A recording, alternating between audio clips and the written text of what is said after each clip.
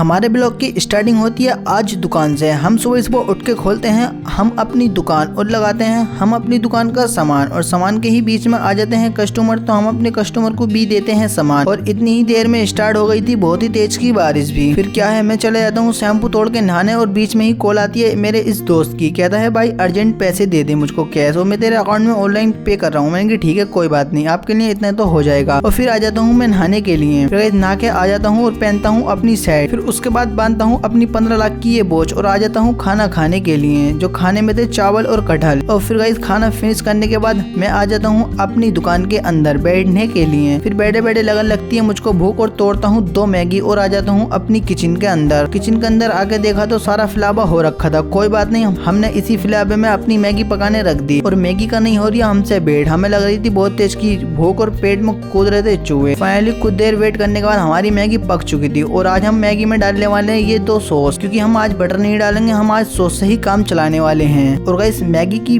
Bite लेके तो guys मजा ही आ गया, क्योंकि मैगी हो रही थी 1 नंबर की। और ये दूसरी बाइट लेने ही वाला था, और ये दूसरा चम्मच किसका आ गया गाइस? ये दूसरा चम्मच था मेरी बहन का। मैगी पकाऊं और मेरी बहन ना, ऐसा तो हो ही नहीं सकता। कोई बात नहीं गाइस, मैगी फिनिश करके मैं नीचे आया तो हमारी अम्मी ले रही थी सेलमैन से सामान दुकान के लिए। और गाइस मैं जा रहा था बर्गर लेने किसी काम से, और मेरे साथों के बीच में ही कांड, मेरी गाड़ी की चैन टूट गई। और मैंने फिर अपने दोस्त को लाया कॉल करके, तो वो एक ही कॉल में मेरे पास भागा आया। कितना अच्छा है मेरा दोस्त। फिर उन्होंने आन के देखा कि भाई तेरी गाड़ी में क्या हो गया, तो उसको भी देखा तो उन्होंने चैन टूट रखी थी। फिर उन्होंने एक ही झटके में ठीक कर दी। इसी बात पे हाथ मिलाना तो बनता है मेरे दोस्त से। और फिर गाइस मैं निकल गया अपनी चैन ठीक करा के बर्गर लेने। पहुंच गया बर्गर के स्टॉल पर, वहां से बर्गर पैक करा के मैं चला गया अपने घर पान के करी मैंने बर्गर की अनबॉक्सिंग। गाइस बर्गर तो वाकई में अच्छा था, एकदम चीज और चिकन से लोडेड था। हमने बाइट ली और डाली उस पे सॉस साथ में। ये थोड़ा सा बचा हुआ बर्गर मैं देने चला जाता हूँ अपनी बहन को। फिर आ जाता हूँ दुकान के अंदर। आज खत्म होता है ब्लॉग हमारी दुकान के अंदर ही। मिलते हैं नेक्स्ट ब्लॉग।